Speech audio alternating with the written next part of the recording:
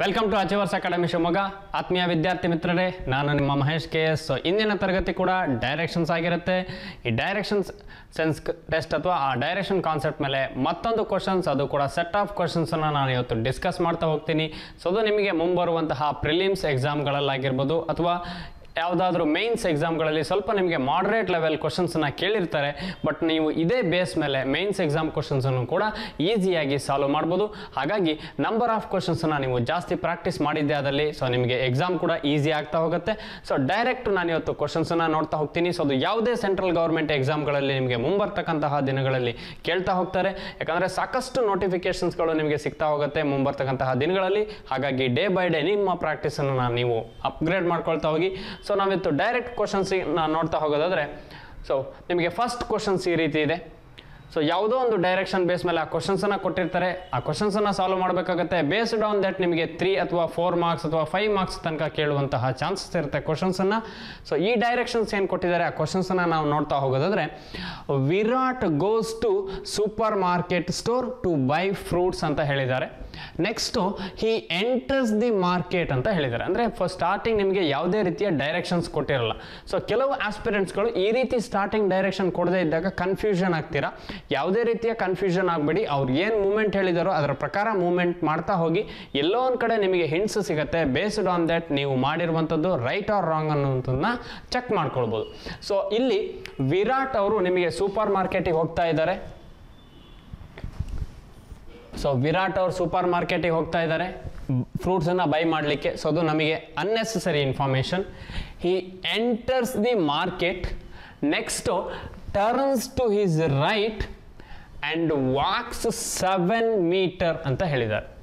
And takes orange, ಇದು ನಮಗೆ ಬೇಕು.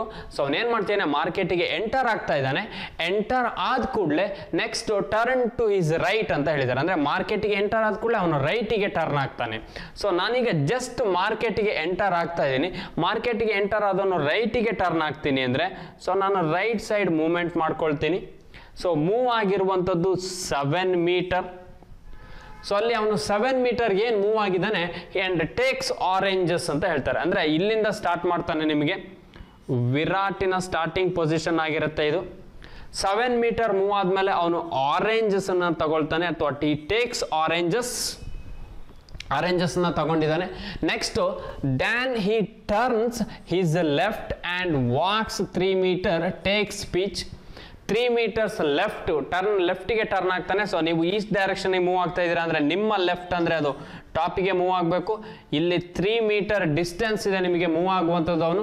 ಆ್ಯಂಡ್ ಟೇಕ್ಸ್ ಸ್ಪೀಚ್, ಸೊ ಇಲ್ಲಿ ಅವನು ಪೀಚ್ ಅಂತ ಹೇಳಿದ್ದಾರೆ. ಸೊ ಅದನ್ನು ತಗೊಳ್ತಾನೆ. ನೆಕ್ಸ್ಟ್ ಅಗೈನ್ ಹಿ ಟರ್ನ್ಸ್, ಮತ್ತೆ ಅಲ್ಲಿಂದ ಅವನು ಟರ್ನ್ ಆಗ್ತಾನೆ. ಹಿ ಟರ್ನ್ಸ್ ಹಿಸ್ ಲೆಫ್ಟ್, ಮತ್ತೆ ಟರ್ನಿಗೆ ಲೆಫ್ಟ್ ಆಗಿ ವಿಚ್ ಈಸ್ ಟುವರ್ಡ್ಸ್ ವೆಸ್ಟ್. ಅವನು ಲೆಫ್ಟಿಗೆ ಟರ್ನ್ ಆಗ್ತಾ ಇದ್ದಾನೆ. ಇಲ್ಲಿ ನಿಮಗೆ ಡೈರೆಕ್ಷನ್ಸ್ ಗೊತ್ತಾಗುತ್ತೆ ನೀವು ಮಾಡ್ತಾ ಇರೋದು ರೈಟ್ ಆರ್ ರಾಂಗ್ ಅನ್ನುವಂಥದ್ದು. ಯಾಕಂದರೆ ಈ ಟರ್ನ್ಸ್ ಟು ಹಿಸ್ ಲೆಫ್ಟ್, ಇಲ್ಲಿಂದ ಲೆಫ್ಟಿಗೆ ಟರ್ನ್ ಆಗ್ತಾ ಇದ್ದಾನೆ. ವಿಚ್ ಈಸ್ ಟುವರ್ಡ್ಸ್ ವೆಸ್ಟ್, ಅವನು ಏನು ಲೆಫ್ಟಿಗೆ ಟರ್ನ್ ಆಗ್ತಾನೋ ಅಥವಾ ನೀವೇನು ಇಲ್ಲಿಂದ ಲೆಫ್ಟಿಗೆ ಟರ್ನ್ ಆಗ್ತಿರೋ ಅದು ನಿಮ್ಮ ವೆಸ್ಟ್ ಡೈರೆಕ್ಷನಲ್ಲಿ ಇದ್ದರೆ ಮಾತ್ರ ನೀವು ಕರೆಕ್ಟ್ ರೂಟಲ್ಲಿ ಫಾಲೋ ಮಾಡ್ತಾ ಇದ್ದೀರಾ ಅಂತ ಅರ್ಥ. ವೆಸ್ಟಿಗೆ ಟರ್ನ್ ಆಗ್ತಾ ಇದ್ದಾನೆ. ಸೊ ಇಲ್ಲಿ ವೆಸ್ಟಿಗೆ ಟರ್ನ್ ಆಗ್ತಾ ಇದ್ದಾನೆ ಅಂದರೆ ಅಥವಾ ಲೆಫ್ಟಿಗೆ ಟರ್ನ್ ಆಗ್ತಾ ಇದ್ದಾನೆ ಅಂದರೆ ನಾನು ವೆಸ್ಟಿಗೆ ಮೂವ್ ಆಗ್ತಾ ಇದ್ದೀನಿ. ಹಾಗಾಗಿ ನನ್ನ ಸ್ಟಾರ್ಟಿಂಗ್ ಪಾಯಿಂಟ್ ಕರೆಕ್ಟ್ ಇದೆ. So towards west and walks 7 metre takes papayas. ಹಾಗಾದರೆ ಇದು 7 ಆದರೆ ಇಲ್ಲೂ ಕೂಡ ಅವನು 7 ಮೀಟರ್ಸ್ ವಾಕ್ ಮಾಡಿರಲೇಬೇಕು ನಿಮಗೆ. ಸೊ ಇಲ್ಲಿ ಏನು ಮಾಡ್ತಾನೆ, ಅವನು ಪಪ್ಪಾಯನ ತಗೊಳ್ತಾನೆ. So takes papayas. Again he turns to his right, ಮತ್ತೆ ಇಲ್ಲಿಂದ ರೈಟಿಗೆ ಟರ್ನ್ ಆಗ್ತಾನೆ. ಸೊ ಇಲ್ಲಿಂದ ರೈಟಿಗೆ ಟರ್ನ್ ಆಗ್ತಿದ್ದಾನೆ ಅಂದ್ರೆ ಅವನು ಟಾಪ್ ವರ್ಡ್ ಮೂವ್ ಆಗಲೇಬೇಕು. ಯಾಕಂದರೆ ಈಸ್ಟಿಂದ ರೈಟ್ ಅಂದರೆ ಸೊ ಅವನು ವೆಸ್ಟಿಗೆ ಬಂದು ರೈಟ್ ಆಗ್ತಾ ಇರೋದು. ಹಾಗಾಗಿ ಸೊ ವೆಸ್ಟಿಂದ ನಿಮಗೆ ಅವ್ರು ಹೇಳಿರುವಂಥದ್ದು he turns to his right ಅಂತ ಹೇಳಿದ್ದಾರೆ. ಸೊ ಇಲ್ಲಿಂದ ರೈಟಿಗೆ ಟರ್ನ್ ಆಗ್ತಾ ಇದ್ದಾನೆ. ಸೊ ಯಾವುದೇ ಕಾರಣಕ್ಕೂ ನೀವು ವೆಸ್ಟ್ ಡೈರೆಕ್ಷನಲ್ಲಿ ಮೂವ್ ಆಗ್ತಾ ಇದ್ದೀರಾ ಅಂದರೆ ಸೊ ವೆಸ್ಟ್ ಡೈರೆಕ್ಷನ್ಗೆ ಮೂವ್ ಆದಾಗ ನೀವೇನು ಡೈರೆಕ್ಷನ್ ಚೇಂಜ್ ಮಾಡ್ಕೊಳ್ಳೋ ಅವಶ್ಯಕತೆ ಇಲ್ಲ. ನಿಮ್ಮ ಲೆಫ್ಟ್ ರೈಟ್ ಆಗಿರುತ್ತೆ. ಯಾಕಂದರೆ ಈಸ್ಟಿಗೆ ಹೋಗ್ತಾ ಇದ್ದೀರಾ ಅಂದರೆ ಡೌನಿಗೆ ರೈಟ್ ಆಗುತ್ತೆ, ನಾರ್ತ್ ಲೆಫ್ಟ್ ಆಗುತ್ತೆ. ಅದೇ ರೀತಿ ವೆಸ್ಟಿಗೆ ಹೋಗ್ತಾ ಇದ್ದೀರಾ ಅಂದರೆ ನಾರ್ತ್ ರೈಟ್ ಆಗುತ್ತೆ, ಸೌತ್ ಲೆಫ್ಟ್ ಆಗುತ್ತೆ. ಅದು ಗೊತ್ತಿರಬೇಕಾಗತ್ತೆ ನಿಮಗೆ. ಇಲ್ಲಿ ಹೇಳಿರುವಂಥದ್ದು he turns to his right and looks at Guvas which is 8 meter away from him. ಅವನು ರೈಟಿಗೆ ಟರ್ನ್ ಆಗ್ತಾನೆ, ಅಲ್ಲಿಂದ ಏನು ನೋಡ್ತಾನೆ ಅಂದರೆ ಗುವಾಸ್ ನೋಡ್ತಾನೆ. ಅದು ಎಷ್ಟು ಡಿಸ್ಟೆನ್ಸಲ್ಲಿ ಇದೆ ಅಂದರೆ 8 ಮೀಟರ್ ಡಿಸ್ಟೆನ್ಸಲ್ಲಿ ಇದೆಯಂತೆ. ಸೊ ಈ ಡಿಸ್ಟೆನ್ಸ್ ನಿಮಗೆ 8 ಮೀಟರ್ ಆಗುತ್ತೆ. ಸೊ ಇಲ್ಲಿ ಅವನು ನೋಡುವಂಥದ್ದು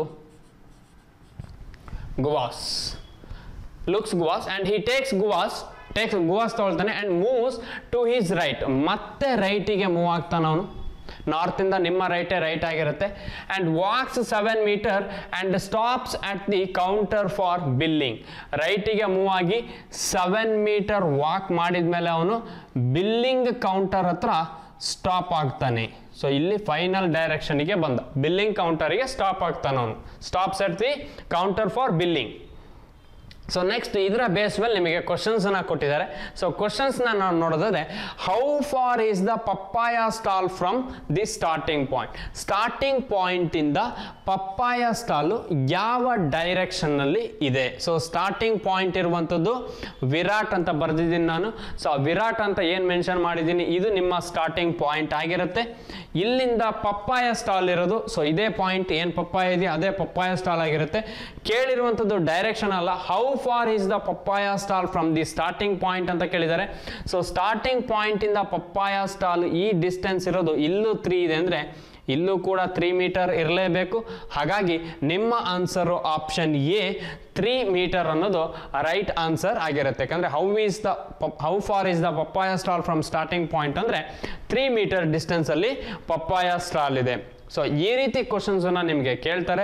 ಹಾಗಾಗಿ ಎಕ್ಸಾಮ್ಗಳಲ್ಲೂ ಕೂಡ ನೀವು ಡೈರೆಕ್ಷನ್ಸನ್ನು ಯಾವ ರೀತಿ ಬರ್ಕೊಳ್ತೀರ ಅನ್ನೋದು ತುಂಬ ಇಂಪಾರ್ಟೆಂಟ್ ಆಗ್ತಾ ಹೋಗುತ್ತೆ. ಸೊ ಅದೇ ರೀತಿ ಸೆಟ್ ಆಫ್ ಕ್ವಶನ್ಸ್ ಆಗಿರೋದ್ರಿಂದ ನೆಕ್ಸ್ಟ್ ಕ್ವಶನ್ಸನ್ನು ನೋಡ್ತಾ ಹೋಗೋಣ. ಸೊ ನಿಮಗೆ ನೆಕ್ಸ್ಟ್ ಕ್ವಶನ್ಸ್ ಈ ರೀತಿ ಇದೆ. ಇಲ್ಲೂ ಅವರು ಯಾವುದೋ ಒಂದು ಡಿಸ್ಟೆನ್ಸ್ ಕೇಳಿರ್ತಾರೆ. ಸೊ ಇಲ್ಲಿ ಸೆಕೆಂಡ್ ಕ್ವಶನ್ ಅದೇ ಡೈರೆಕ್ಷನ್ಸ್ ಬೇಸ್ ಮೇಲೆ ನಿಮಗೆ ಸೆಕೆಂಡ್ ಕ್ವಶನ್ ಕೇಳಿದ್ದಾರೆ, what is the shortest distance between orange stall and the billing counter. ಹಾಗಾದರೆ ಶಾರ್ಟೆಸ್ಟ್ ಡಿಸ್ಟೆನ್ಸ್ ಬಿಟ್ವೀನ್ ನಿಮಗೆ ಆರೆಂಜ್ ಸ್ಟಾಲ್ ಮತ್ತು ಬಿಲ್ಲಿಂಗ್ ಕೌಂಟರ್ ನಡುವಿನ ಶಾರ್ಟೆಸ್ಟ್ ಡಿಸ್ಟೆನ್ಸ್ ಬೇಕು. ಆರೆಂಜ್ ಸ್ಟಾಲ್ ಇಲ್ಲಿದೆ, ಬಿಲ್ಲಿಂಗ್ ಕೌಂಟರ್ ಇಲ್ಲಿದೆ. ಹಾಗಾದರೆ ಇಲ್ಲಿಂದ ಇಲ್ಲಿಗೆ ನಿಮಗೆ ಶಾರ್ಟೆಸ್ಟ್ ಡಿಸ್ಟೆನ್ಸ್ ಇದು 3 ಮೀಟರ್ ಇದೆ, 8 ಮೀಟರ್ ಇಲ್ಲಿದೆ ಅಂದರೆ ಇಲ್ಲೂ 8 ಆಗಿರಬೇಕು. ಸೊ ಹಾಗಾದರೆ 8 + 3. ಸೊ ಬಿಲ್ಲಿಂಗ್ ಕೌಂಟರ್ ಮತ್ತು ಆರೆಂಜ್ ಏನಿದೆ, ಆರೆಂಜ್ ಸ್ಟಾಲ್ ಮತ್ತು ಬಿಲ್ಲಿಂಗ್ ಕೌಂಟರ್ ನಡುವಿನ ಡಿಸ್ಟೆನ್ಸ್ ನಿಮಗೆ ಶಾರ್ಟೆಸ್ಟ್ ಡಿಸ್ಟೆನ್ಸು 11 ಮೀಟರ್ ಆಗಿರಲೇಬೇಕು. ಹಾಗಾದರೆ ನಿಮ್ಮ ಆನ್ಸರು ಆಪ್ಷನ್ ಎ 11 ಮೀಟರ್ ಅನ್ನೋದು ರೈಟ್ ಆನ್ಸರ್ ಆಗಿರುತ್ತೆ. ಸೊ ಹಾಗಾಗಿ ಸೆಟ್ ಆಫ್ ಕ್ವಶನ್ಸ್ ಆಗಿರೋದ್ರಿಂದ ಕ್ವಶನ್ ತುಂಬ ಸಿಂಪಲ್ ಇರುತ್ತೆ. ಬಟ್ ನೀವು ಫಸ್ಟ್ ಏನು ಡೈರೆಕ್ಷನ್ ಸಾಲ್ವ್ ಮಾಡ್ತೀರಾ ಸೊ ಅದು ನಿಮಗೆ ಇಂಪಾರ್ಟೆಂಟ್ ಆಗ್ತಾ ಹೋಗುತ್ತೆ.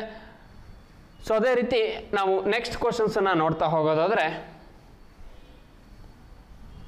ಸೊ ಸೆಟ್ ಆಫ್ ಕ್ವಶನ್ಸ್ ಆಗಿರೋದ್ರಿಂದ ನಿಮಗೆ ಅಟ್ಲೀಸ್ಟ್ 4 to 5 ಕ್ವಶನ್ಸನ್ನು ಕೇಳಿರ್ತಾರೆ. ಹಾಗಾಗಿ ನೀವು ಡೈರೆಕ್ಷನ್ಸನ್ನು ಈಸಿಯಾಗಿ ಸಾಲ್ವ್ ಮಾಡೋದ್ರಿಂದ ಕ್ವಶನ್ಸನ್ನು ಕೂಡ ಈಸಿಯಾಗಿ ಸಾಲ್ವ್ ಮಾಡ್ತಾ ಹೋಗ್ಬೋದು. ಸೊ ಇಲ್ಲಿ ನೆಕ್ಸ್ಟ್ ಕ್ವಶನ್ಸ್ ಕೇಳಿರುವಂಥದ್ದು, in which direction is the papaya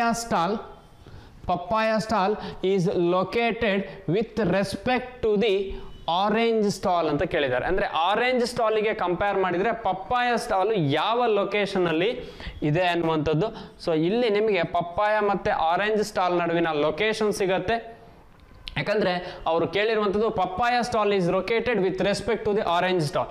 orange ಸ್ಟಾಲಿಗೆ ಪಪ್ಪಾಯ ಸ್ಟಾಲ್ ಲೊಕೇಟೆಡ್ ಆಗಿರುವಂಥದ್ದು ನಿಮಗೆ ನಾರ್ತ್ ವೆಸ್ಟಲ್ಲಿ. ಸೊ ಇಲ್ಲಿ ನಿಮಗೆ ನಾರ್ತ್ ವೆಸ್ಟ್ ಡೈರೆಕ್ಷನಲ್ಲಿ, ಯಾಕಂದರೆ ಆರೆಂಜ್ ಸ್ಟಾಲಿಗೆ ಪಪ್ಪಾಯ ಸ್ಟಾಲ್ ಯಾವ ಡೈರೆಕ್ಷನಲ್ಲಿದೆ ಅಂದರೆ ನಾರ್ತ್ ವೆಸ್ಟ್ ಡೈರೆಕ್ಷನಲ್ಲೇ ಇದೆ.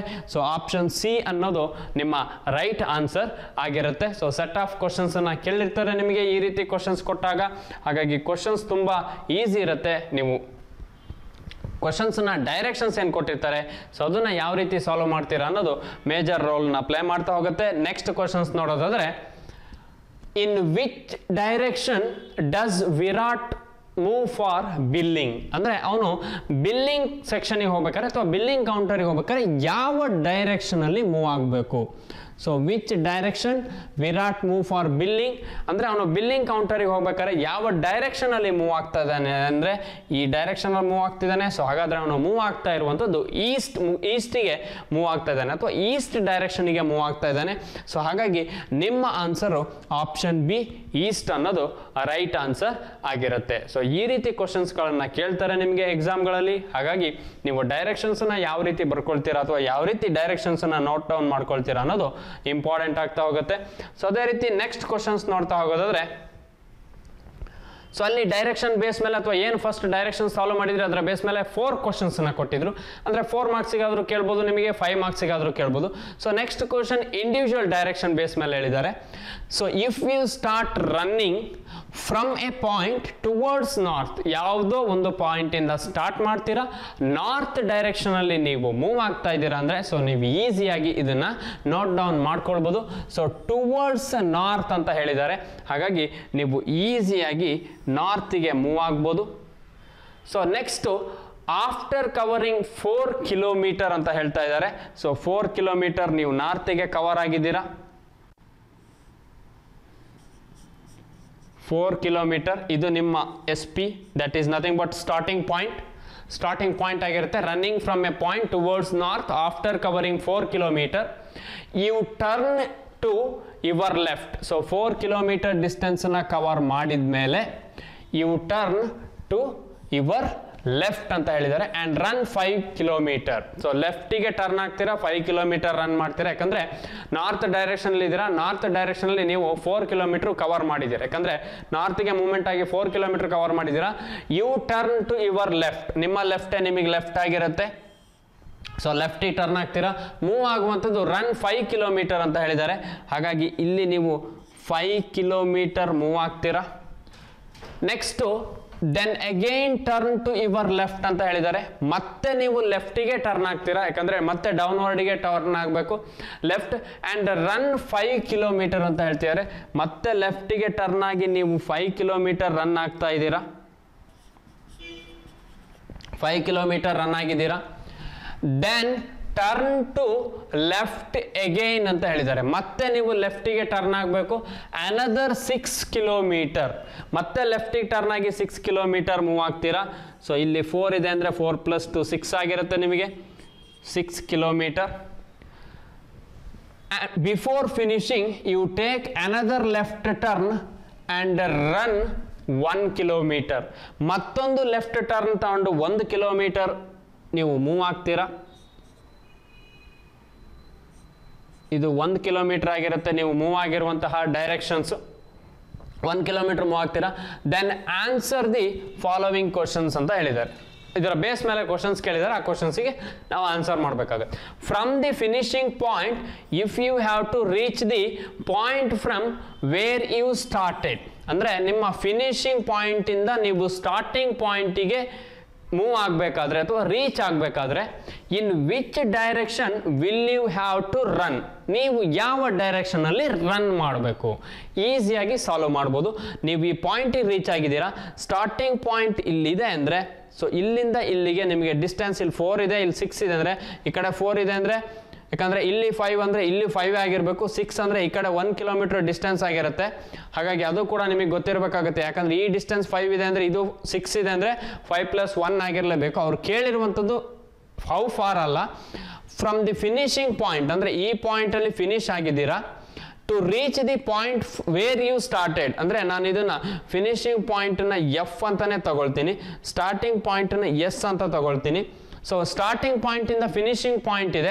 In which direction will have to run, ಯಾವ ಡೈರೆಕ್ಷನಲ್ಲಿ ರನ್ ಮಾಡಬೇಕು. ಬಟ್ ಕೇಳಿರುವಂಥದ್ದು from finishing point to you have to reach the starting point ಅಥವಾ reach the point where you started. So finishing ಪಾಯಿಂಟಿಂದ starting ಪಾಯಿಂಟಿಗೆ ನೀವು reach ಆಗಬೇಕು ಅಂದರೆ ಯಾವ ಡೈರೆಕ್ಷನಲ್ಲಿ ನೀವು ರನ್ ಮಾಡಬೇಕು ಅಂದರೆ ವೆಸ್ಟ್ ಡೈರೆಕ್ಷನಲ್ಲೇ ರನ್ ಮಾಡಬೇಕಾಗತ್ತೆ. ಯಾಕಂದರೆ ಈ ಡೈರೆಕ್ಷನಲ್ಲಿ ಫಿನಿಶಿಂಗ್ ಪಾಯಿಂಟಿಂದ ಸ್ಟಾರ್ಟಿಂಗ್ ಪಾಯಿಂಟಿಗೆ ನೀವು ರನ್ ಮಾಡಬೇಕು ಅಂದರೆ ವೆಸ್ಟ್ ಡೈರೆಕ್ಷನಲ್ಲಿ ರನ್ ಮಾಡಬೇಕು. ಹಾಗಾಗಿ ಆಪ್ಷನ್ ಡಿ ಅನ್ನೋದು ನಿಮ್ಮ ರೈಟ್ ಆನ್ಸರ್ ಆಗಿರುತ್ತೆ. ಸೊ ಎಕ್ಸಾಮಲ್ಲೂ ಕೂಡ ನಿಮಗೆ ಪ್ರಿಲಿಮ್ಸಲ್ಲಿ ತುಂಬ ಸಿಂಪಲ್ ಕ್ವಶನ್ಸ್ಗಳನ್ನು ಕೇಳಿರ್ತಾರೆ, ಯಾವುದೇ ರೀತಿಯ ಕಾಂಪ್ಲಿಕೇಟೆಡ್ ಇರೋದಿಲ್ಲ. ಹಾಗಾಗಿ ನೀವು ಈಸಿಯಾಗಿ ಸ್ಪೀಡಾಗಿ ಸಾಲ್ವ್ ಮಾಡ್ತಾ ಹೋಗ್ಬೋದು. ಸೊ ಮೇನ್ಸ್ ಆದರೆ ಸ್ವಲ್ಪ ನಿಮಗೆ ಮಾಡರೇಟ್ ಲೆವೆಲ್ ಕ್ವಶನ್ಸ್ ಇರುತ್ತೆ. ಸೊ ಅದೇ ರೀತಿ ನಿಮಗೆ ನಮ್ಮದೇ ಆದಂತಹ ಅಚೀವರ್ಸ್ ಕ್ಲಬ್ ಅನ್ನುವಂತಹ ಟೆಲಿಗ್ರಾಮ್ ಚಾನಲ್ ಇದೆ. ಸೊ ಅದಕ್ಕೂ ಕೂಡ ನೀವು ನಮ್ಮೊಂದಿಗೆ ಜಾಯ್ನ್ ಆಗ್ಬೋದು. ಅಲ್ಲೂ ಕೂಡ ನಿಮಗೆ ಮೆಟೀರಿಯಲ್ಸ್ ಅವೈಲಬಿಲಿಟಿ ಇರುತ್ತೆ. ಅಥವಾ ನಮ್ಮದೇ ಆದಂತಹ ವಾಟ್ಸಪ್ ಗ್ರೂಪ್ ಆಗಿರ್ಬೋದು, ಯೂಟ್ಯೂಬ್ ಚಾನಲ್ ಆಗಿರ್ಬೋದು, ಅಥವಾ ಟೆಲಿಗ್ರಾಮ್ ಗ್ರೂಪ್ಗಳಿದೆ. ಸೊ ಅಲ್ಲೂ ಕೂಡ ನೀವು ಜಾಯ್ನ್ ಆಗ್ಬೋದು. ಅಥವಾ ಯಾರಾದರೂ ಯೂಟ್ಯೂಬ್ ಚಾನಲ್ ಸಬ್ಸ್ಕ್ರೈಬ್ ಆಗದೇ ಇದ್ದರೆ ಸಬ್ಸ್ಕ್ರೈಬ್ ಮಾಡಿ ಮಾಡ್ಕೊಳ್ಳಿ. ಯಾಕಂದರೆ ಮುಂಬರ್ತಕ್ಕಂತಹ ಪ್ರತಿಯೊಂದು ರಿಕ್ರೂಟ್ಮೆಂಟ್ ನೋಟಿಫಿಕೇಶನ್ಸ್ಗಳು ನಿಮಗೆ ಸಿಗ್ತಾ ಹೋಗುತ್ತೆ. ಕಂಪ್ಲೀಟ್ ಡೀಟೇಲ್ಸನ್ನು ನಿಮಗೆ ಕೊಡ್ತಾ ಹೋಗ್ತೀನಿ. ಬೇಸ್ಡ್ ಆನ್ ದಟ್ ನೀವು ಕೂಡ ಎಕ್ಸಾಮಿಗೆ ಅಪ್ಲೈ ಮಾಡಲಿಕ್ಕೆ ನಿಮಗೆ ಅದು ತುಂಬ ಹೆಲ್ಪ್ಫುಲ್ ಆಗುತ್ತೆ. ಅದೇ ರೀತಿ ಯಾರೆಲ್ಲ ಈ ಕಾಂಪಿಟೇಟಿವ್ ಎಕ್ಸಾಮ್ಗಳಿಗೆ ಪ್ರಿಪೇರ್ ಆಗ್ತಾ ಇದ್ದೀರಾ, ಸೊ ನಿಮ್ಮೆಲ್ಲರಿಗೂ ಕೂಡ ಒಳ್ಳೆಯದಾಗಲಿ. ಮುಂಬರ್ತಕ್ಕಂತಹ ದಿನಗಳಲ್ಲಿ wish you all the best ಅಂತ ಹೇಳ್ತಾ ನಾನು ಇವತ್ತು ಕ್ಲಾಸನ್ನು ಕಂಪ್ಲೀಟ್ ಮಾಡ್ತಾ ಇದ್ದೀನಿ. ಜೈ ಹಿಂದ್.